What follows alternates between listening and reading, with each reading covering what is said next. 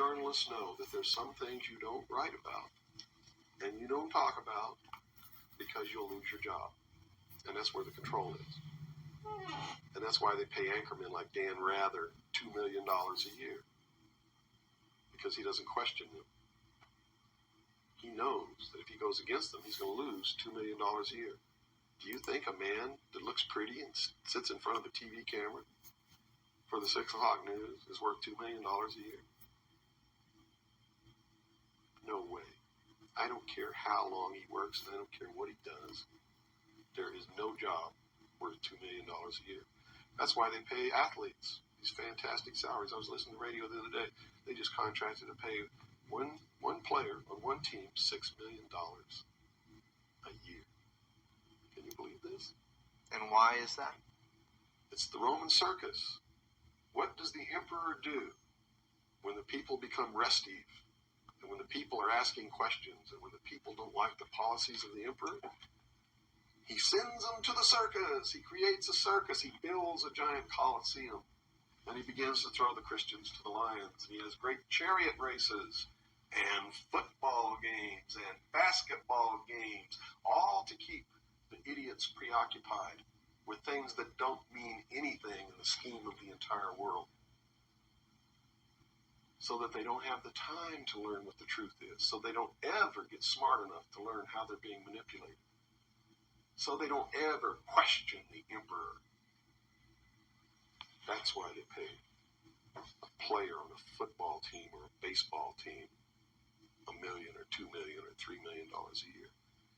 It is the Roman circus. I know men who don't know anything in the world except who plays third base for the Mets, and they think that's a great accomplishment. And they meet and pat each other on the back and bond and go have cocktails and talk about what this guy that plays third base for the Mets did in last night's game. It's sad. It's really sad. Shalom, shalom. All right. Let's get into it. All right. Before I get started, I want to give all glory, honor, and praise to Yahweh, Bahashem, Yahweh Shah, Bahashem, Rakah, HaKodash. Double honors to the apostles and elders at GMS.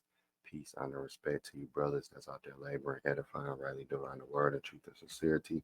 And shalom to you believers out there, the Aki and Wahagwa. And I had to throw the video in the post-production, because my bandwidth, I got to get the Ethernet to plug in my bandwidth. Been acting funny. I don't know what's going on with it, but it causes a lag when I play YouTube videos. So anyway, you see the title, Bread and Circus, Nothing New Under the Sun. And that's true. When you get into America, America is Rome 2.0.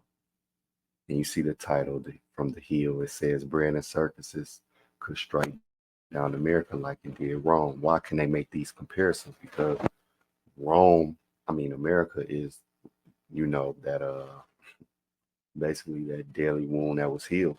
All right. We go into regulation. Now, I believe it was my man who got the channel GMS Watchman, right? He told brothers to watch this series right here. Those about to die. Going into the Roman is very, very good. Now, I want to give a spoiler alert. All right, so if you ain't watched it yet, you might want to fast forward the next 30 seconds to a minute. So basically what happened was season 1, because I'm like on not season 5, I'm on season 1. It's only one season, but I'm like on episode 5. So episode 1, the common people they was getting, I believe it was the mission who was holding the grain from the people. Nonetheless, the people they started a riot.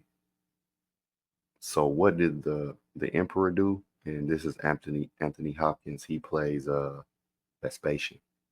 Okay, what did he do? Instantly, he created a bread and circus. He started the races, and the people instantly they heard the drums of of the race is about to start, and they instantly ran and went to watch the races to cheer on their factions. Because you had factions, you had the green, you had the white, you had the red and the blue factions.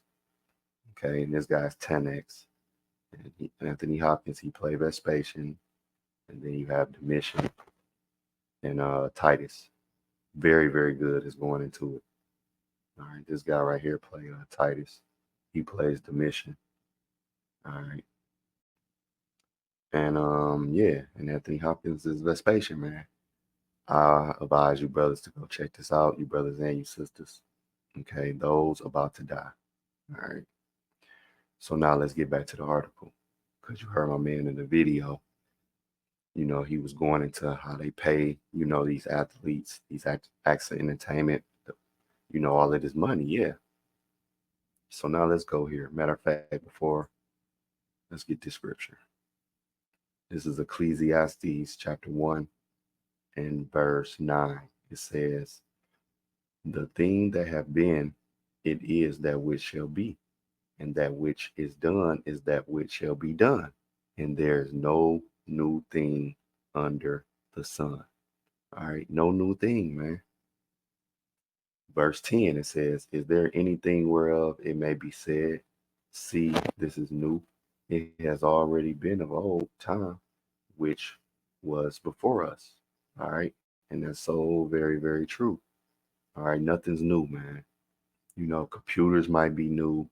All right, the internet, as far as how life operates, um, you know, empires get reincarnated. Everything get reincarnated. People to empires.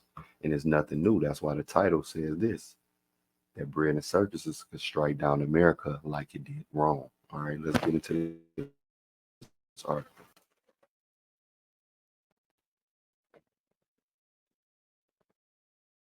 So it says the end here. It says the use of propaganda for diversion to an altered state of reality that is defined by the politicians and the political parties is not new. We even observed the concept of diversion in antiquity. All right. So, just like in the Roman Empire, and I looked it up, okay, because how America is like Rome, we're gonna get into all of this, brothers and sisters, but let's do this. So you have here, you have plebeians and patricians. That was in Roman time. Okay. So now let's get the definition of the plebeians. It said the term plebeian has multiple meanings, including a member of common people in ancient Rome. All right, in a sense, stereotype fake. Okay. In ancient Rome, a plebeian was a member of the common people, or plebs, and made up about 95% of the population.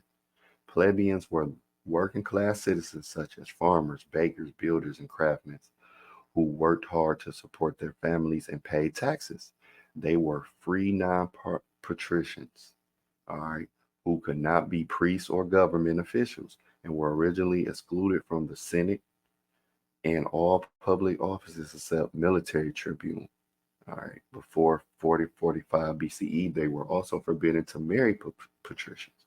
Although plebeians had the least political power, they could ask Roman administrators for help during difficult times. So this would be akin to like the Democrats of today. Now let's go into the patricians. The patricians was what? An aristocratic or nobleman, belonging to or characteristic of the aristocracy. Okay. It says a patrician is a person who comes from a family of high social rank. The patrician, okay, that's just giving an example, but just think about it. This will be akin to the Republican Party. Okay, that's why when you go here to Revelation chapter 13:11, it says what? "And I beheld another beast coming up from the earth." This is going into America. America is or nothing but a reincarnated Rome. Okay. "And he had two horns like a lamb, and he spake as a dragon." Those two horns would be what? The red and the blue, the plebeians and the patricians, the the uh, the Democrats and the Republicans. Verse 12, "And he exercised all the power of the first beast before him." See, the ancient Roman Empire. This is what America do. Speaking as a draft, like back then they had draconian laws. Now they putting draconian laws on the books. It's going to get more draconian as time go by. Okay, and he exercised all the power of the first beast before him in cause of the earth and them which dwell therein to worship the first beast, who daily wound was healed. Right, going into ancient Rome, they fell. Then you had like what was that? When Jake ruled the Byzantine Empire. Then that wound was healed when Esau Edom came back into power during the Renaissance era. And that's where you got a lot of the iconoclasm and things of that nature. Okay. So again, you have the two horns. Back then you had plebeians and patricians in Rome. And then you have Democrats and Republicans. Democrat, let's get that, is a person who believes in the rule of the people. If you think students should have a say in what courses they take in school, then it's very likely that you're a Democrat. Okay. A Democrat was a word that originally referred to a Republican in the French Revolution or someone who opposed the aristocracy. Right. And who was made up of in the antiquity as the aristocracy? The patricians. All right. So they opposed that, just like the plebeians opposed the the patricians, the Democrat what opposed the Republicans. Let's go into the Republicans. A person advocating or supporting Republican government.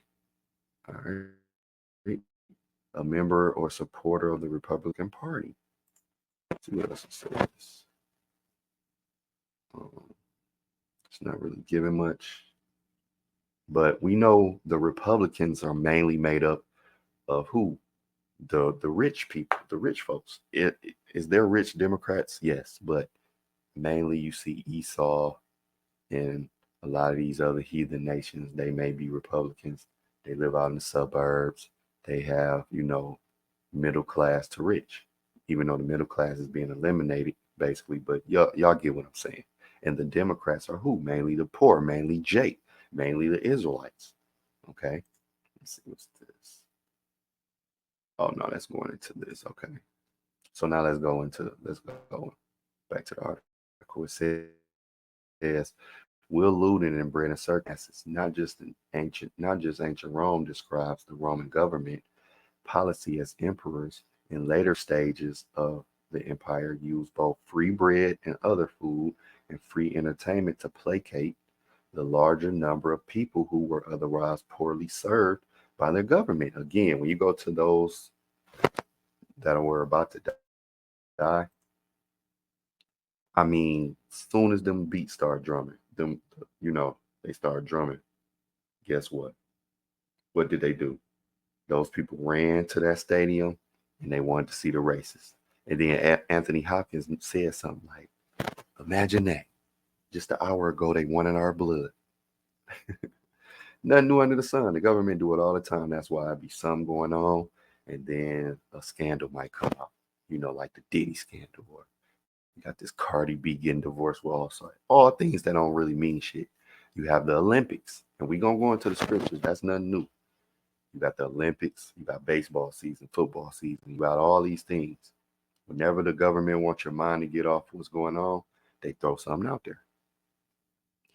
All right, it says Hosea Zell's definition in the Politics of Bread and Circus provides an easily understood and concise description. Bread and circus are political strategies calculated to appease the population and divert controversial or failed policies with populist welfare programs. He further explains public support is thus created not through exceptional public service and effective public policy. Right. These politicians, they get in and do shit for you. They got a whole bunch of promises when you gotta elect them, then when they get in, it's nothing. But through diversion and patronize, yeah. World Series, uh, the Super Bowl, the Olympics, NBA Finals, the playoffs, March Madness, all of these things, man. Okay. It says the Oxford reference provides the following definition: a term referring to the potential of spectator sports and mass spectacles to divert populations or factions of a population away from the weightier business of politics and society. And can we find similarities between our current government action and those of this Roman political policy of bread and circuses? Yes, we can. And we're going to go into the scriptures. During the waning years of the Roman Empire, see, it was during the waning years. And where are we at now? We're in the waning years of America. We're in the waning years of the Edomite rule. So the distractions have to ramp up. In a column for Bloomberg, Alice Schroeder provides a list of specific conditions that existed during the decline and fall of the Roman Empire. Let us compare this list to current events. Rome in the first 2 centuries AD faced a yawning gulf between rich and poor. Do we not face an ever increasing gap between rich and poor? Just like I said, the middle class been basically taken out. All right. Yes, we do. Greg Rao reports in the Market Watch fresh research from the U.S. Central Bank shows the gap in income and wealth between the richest and poorest households already at a historically high levels continue to widen. Let's check number 2. The mighty empire built on tribute reached its geographic limits. Is not American influence declining while military forces are thinly stretched? See, that's what's going on right now, man. You gotta think about it. America is in everybody's business. Don't nobody even want to go to the military. All right, you look how they do. They look how they do their veterans. Okay, that's why you have the veterans speaking out. Okay, same thing in Rome. The economy created few affordable goods. Are our manufacturing capabilities systematically transferred to foreign shores? Yeah, think about it. Right here, Trump, he wanted to bring everything back to America, but hey, they send everything where? Overseas, man. Slaves acquired by conquest built most of his bridges, roads, and aqueducts and took jobs in farming, mining, and construction. Right. Are we not living the construction in the are we not leaving the construction industry, farming jobs, and those which no American wants to do to a new class of effective slaves called the legal alien? Yeah, Jakes, which, you got Issachar. They do a lot of that. Okay, a lot of the Northern Kingdom, all right, as well as the Southern Kingdom. Okay, but you do have those illegal immigrants, which, Issachar and all of them, they had to land first. So really, Esau is the illegal immigrant. All right, but just for the sake of this, yeah, you do have a lot of them coming over here. And what's the complaints right now? Jobs being took. As this cheaper labor replaced Roman citizens' idle unemployment, hunger, people filled the capital. Do we not have the idle and unemployed filling our urban centers? The rising numbers of homeless have pushed abject poverty into the open like never before and have overwhelmed the cities and nonprofits. According to ABC News report, homeless explosion on the West Coast pushing cities to their limits. Yeah, you see the problem they got in Cali with the tents, West Coast period. I mean, but it's everywhere. Okay, this is what happened in the waning years of the Roman Empire, and it's happening now in the waning years of Babylon the Great, aka America. All right, aka Rome 2.0. The Caesars created make work, and part-time jobs, subsidized housing, and dude out grain. Yeah. Do we not subsidize housing and provide food assistance to idle and unemployed? See, Lydia DePillis reported from CNN Money in October the unemployment rate also reaches lowest rate since '01. The number of people working part-time because they can't find full-time jobs is back to its pre-recession level. The emperors added holidays until eventually the Romans spent half their days attending gladiator games, public executions, and chariot races. Yeah. Do we not have the government spending funds on baseball and football stadiums? How many governments run lotteries festering the hopes of the masses for a quick path to riches? Altogether, the federal government has subsidized newly constructed or majorly renovated professional stadiums to the tune of 3.2 billion federal taxpayer dollars since 2000, according to the Brookings and the Mega Millions website stated the reasons for changing the rules of the game are to accommodate public demand for more frequent large jackpots and bigger lower tier prizes. See? So this is what's going on, man, in Room 2.0. These are some of the comparisons. I did a lesson a while ago about the comparison of America to ancient Egypt. And basically, when you get into this, man, it's really Greco-Roman. Let's look it up. Greco-Roman. So Greco-Roman, no, let's go down here. What is meant by Greco-Roman? Having characteristics that are partly Greek and partly Roman, specifically having the characteristic of Roman art done under strong Greek influence. And the reason why I got this is because this is so true because America do borrow from Greece as well. So, Greco-Roman. But when you get into these scriptures as well, all right. Now, one thing I want to point out before I get into it, it said here in this paragraph on the article that um, bear with me one second. It said that can we find similarities between our current government's actions and those of this Roman political policy of Britain and Circus during the waning years of the Roman Empire? Now, when you go here to Isaiah 24:4, what do it say? It says what? The earth mourneth and fadeth away, and the world languish and fadeth away. The haughty people of the earth do languish, man. All right. And when you look up languish,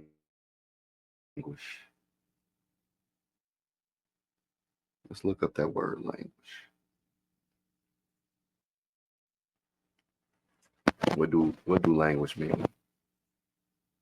It says of a person or other thing lose or lack vitality, grow weak or feeble. See? Let's look up waning.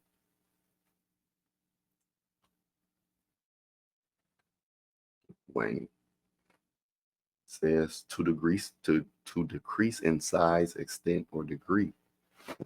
Dwindle, such as to diminish in a phase or intensity. Used chiefly of the moon, other satellites, and inferior planets. So when you waning, you diminishing. When you languish, you diminishing. Okay, it says refers to going to decline, deteriorate, grow weak. See, just like in waning, it says what? To diminish. All right. So this is what's happening to Babylon the Great, man. Verse 5, it says, the earth also is defiled under the inhabitants thereof, because they have transgressed the laws, changed the ordinance, broken the everlasting covenant. Therefore hath the curse devoured the earth, and they that dwell therein are desolate. Therefore the inhabitants of the earth are burned, and few men left. All right. The new wine mourneth, the vine languisheth, all the merry hearted do sigh. That's what you see. The mirth of the tabrete ceaseth, the noise of them that rejoice endeth, the joy of the heart ceaseth. All right. They shall not drink wine with song. Strong drink shall be bitter to them that drink it. And that's what you see the people complaining. All right. That's why Esau, even though he getting sloppier, he got to keep ramping up the distractions. He got to keep ramping it up. You got to think they added an extra week to the NFL. They got the NBA. Now they got a playoff tournament. They got to do all these type of things, man, with these acts of entertainment to keep you silly Negroes and the rest of you silly nation, the rest of you silly people of the other nations distracted from what's really going on. The waning of this place. CTD, circling the drain. World War III on the rise. All right, they got to keep you distracted from the go because it's nothing new under the sun. Now, when you go to, hold on. Now, when you go to First Maccabees, the 8th chapter, all right, let's start here. This is going into Rome. I want to read all of this. Now, Judas had heard of the fame of the Romans, that they were mighty and valiant men, and such as were lovely, except all that joined themselves unto them, and make a league of enmity with all that came unto them. Isn't that not America? Or you have the EU, NATO, they cool with them, even though, America has the say so, keeping them under their thumb, but, they're not going to bomb them to oblivion as long as they do what they say. But they were mighty and valiant. Roman, they had a great army, just like today. America have the top army. Basically, you got USA and you have Russia. And USA, they've been had the top ranking army. Russia just now, getting up to that level. Verse 2, in that they were men of great valor. It was told him also of their wars and noble acts which they had done among the Galatians, and how they conquered them and brought them under tribute, and what they had done in the country of Spain for the winning of the mines of the silver and gold, which is there. Don't this sound like America? They go around the earth conquering, putting other nations under tribute, taking the mine, the silver, the gold, and the natural resources. And that by their policy and patience, they had conquered all the place, though it were very far from them. Esau, what do? He go far. He never keep it at home, man. Okay, he never keep at home. He everywhere. Everybody else business, and that's a part of their military wearing thin. And the kings also that came against them from the uttermost parts of the earth, they comforted them and given them a great overthrow, so that the rest of them did give them tribute every year. Besides this, how they discomforted in battle Philip and Perseus, king of uh, Chittim, really would be Chittim, with other that lifted up themselves against them and had overcome them. How also Antiochus, the great king of Asia, that came against them in battle, having 120 elephants with horsemen and chariots, and a very great army, was discomforted by them. And how they took him alive and coveted it, that he and such as reign after him shall pay a great tribute and give hostages, and that which was agreed upon. And the country of India and Media and Lydia and of the Gulliest countries, which they took of him and gave to King Eumenes. Moreover, how the Grecians had determined to come and destroy them, and that they, having knowledge thereof, sent against them a certain captain, and fighting with them slew many of them, and carried away captive their wives and their children, and spoiled them. This is the same thing Esau have been doing over and over again, man. And took possessions of their lands and pulled down their strongholds and brought them to be their servants. And today it was told him besides how they destroyed and brought under their dominion all other kingdoms and isles that at any time resisted them. But with their friends and such as relied upon them, they kept enmity, and that they had conquered kingdoms both far and nigh, and so much as all that heard of their name were afraid of them. Also that whom they would help to a kingdom those reigned, and whom again they displaced. And finally, that they were greatly exalted. Don't this sound like America today? They do the same thing. Why? It's nothing new under the sun. And empires even get reincarnated. Okay. Yet for all this, none of them wore a crown or was clothed in purple to be magnified thereby. Now check this out. This is getting to real America too. Besides this is basically getting to the political side, because we don't have like a king. We have presidents that come in 4 years, maybe 8, and then they're out. So verse 13 it says, No, verse 14 it says, "Yet for all this none of them wore a crown or were clothed in purple to be magnified thereby. Moreover, how they made for themselves a senate house." See, don't we have that? Wherein 320 men sat in council daily, consulting a way for the people to the end they might be well ordered. Okay.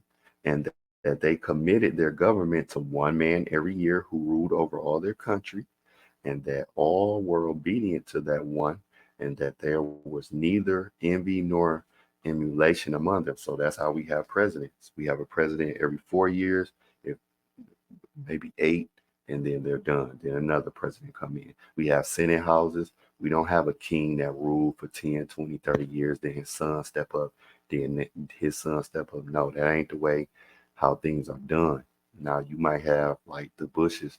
Okay, he was president, then his sons. You might have that, but you don't really have that same. I heard all of the presidents is from the same family, the 13 bloodlines, but the way kings were done in antiquity is not the same thing, you know. But nothing new under the sun. You see, we was reading about the military part in the beginning, the political part, okay, that Senate house. Now let's go to Maccabees. This is Maccabees. This is Second Maccabees chapter 4. I'm in the GNT, and I'm gonna start at verse 10. It says, "The king gave his approval as soon as Jason took over the office of high priest. He made the people of Jerusalem change to the Greek way of life, right? To the Greek way of life. All right. He began by abolishing the favors that John had secured for the Jews from the previous Syrian kings. John was the father of Eupolemus, who later went to Rome to make an alliance and to establish ties of friendship. See, Greco-Roman. Jason also did away with our Jewish customs and introduced new customs that were contrary to our law. See, you see what I'm saying? And what did it say in Isaiah 24? It says what? It said, "The earth also is defiled under the inhabitants thereof, because they have what? Transgressed the laws, changed the ordinance, broken the everlasting covenant." See? Nothing new under the sun. It was happening in antiquity. It's happening now. Same thing. All right. When you go into how the Israelites live today, I'm gonna read further down, and it's gonna be saying the same thing. But if you look how our people live today, man, we have been under this Edomite rulership, man. That's why we're called Americans, African Americans. We're not looked at as Israelites, man. Okay, only the remnant will return. The rest is just gonna stay blinded. So now let's go to verse 12. With great enthusiasm, he built a stadium near the Temple Hill and led our finest young men to adopt the Greek custom of participating in athletic events. Nothing new under the sun. Our finest of men. You got the Jordans, the LeBrons, the Muhammad Ali's, Floyd Mayweather's, Herschel Walker, all of these great Israelites. What do? They participate in these athletic events, which date back to Greece, man, to that Greco-Roman way. Okay, verse 13. And what do we have? Stadiums. We got stadiums in all the major cities, man. Because of the verse 13, because of the unrivaled wickedness of Jason, that ungodly and illegitimate high priest, the craze for the Greek way of life and for foreign custom reached such a point, just like today, that even the priests lost all interest in their sacred duties. They lost interest in the temple services and neglected the sacrifices. Just as soon as the signal was given, they would rush off to take part in the games that were forbidden by law. What do the people do today, man? Do you think our people care about the law, statutes, and commandments of the Most High? Do you think our people care about our high holy days that's in the Bible? No, they care about what? Christmas, Thanksgiving, Halloween, all of those type of things. They don't care about Hanukkah and why we celebrate those things, the Passover. No, they care about what? Easter. Okay? They only cared about the Greek way of life in antiquity, the Greco-Roman way of life, and it's the same thing today. Our people, uh, again, Easter, they celebrate that. They don't celebrate Hanukkah. They don't celebrate the Passover. They could care less. All right. Verse 15, it said they did not care about anything their ancestors had valued. They prize only Greek honors. See, they don't care about how the Maccabees rededicated the temple. That's why we should celebrate Hanukkah. No, they only care about Christmas, Thanksgiving, things of that nature, man. What Esau deems as a holiday. Verse 16. And this turned out to be the source of all their troubles. Right. Again, back in Isaiah 24 and what was that? 24 and 5. The earth is also is defiled under the inhabitants thereof because they have transgressed the laws, changed the ordinance, broken the everlasting covenant. Therefore have the curse devoured the earth, and they that dwell therein are desolate. Therefore the inhabitants of the earth are burned, and few men left. That's what's gonna happen to you. You know, 2/3 of our people and the rest of these heathen nations, man. This what? This turned out to be the source of the troubles in antiquity and the source of troubles today. Okay. For the very people, listen to this. For the very people whose ways they admired and whose customs they tried to imitate became their enemies and oppressed them. What, man? When I read this scripture, I was like, dang, and the GNT had just hit home because who do our people try to imitate? Esau.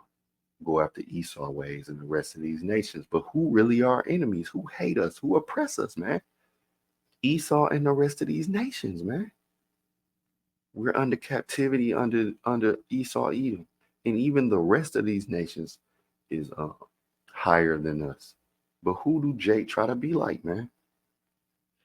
Verse 17 is a serious thing to disregard the Most High's law, as you will see from the following events.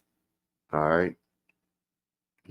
Once, when the king was present for the games that were held every 5 years in the city of Tyre, see, now we do it every 4 years, the Olympics. Okay.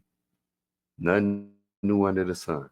That worthless Jason sent some men that were from Jerusalem who were also enrolled as citizens of Antioch to take 22,500 pounds of silver to pay for a sacrifice to the god Hercules.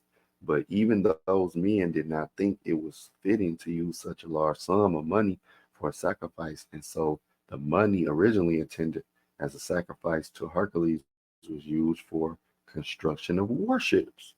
So, I wanted to just show that, man, it's nothing new under the sun. Bread and circus is that distraction that was used in antiquity and is used today. Nothing new under the sun, man. Okay. And you see they used it for what? Warships. That's Esau Edom, man. Because Esau Edom blessing was the sword. That's why everything he get, okay, was through the sword, man. Okay. In antiquity, it was a literal sword, but now you have guns and bombs and missiles, and that's a sword. Even diseases, all right, that could be used as a sword as well. Chemical warfare. It's always some war, man. Okay, so Lord willing, this was edifying. To the next lesson.